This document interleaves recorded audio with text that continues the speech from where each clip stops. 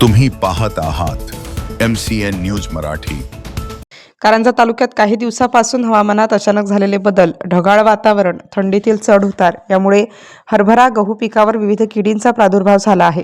किडी नियंत्रणासाठी शेतकऱ्यांनी फवारणीवर जोर दिल्याचे चित्र संपूर्ण तालुका परिसरात पाहावयास मिळत आहे। खरीप हंगामात यंदा कारंजा तालुक्यात भरपूर पाऊस झाल्याने सध्या तलाव विहीरमध्ये जलसाठा आहे। परिणामी यंदाच्या रब्बी हंगामात हरभरा गहू पेरणीमध्ये वाढ झाली आहे।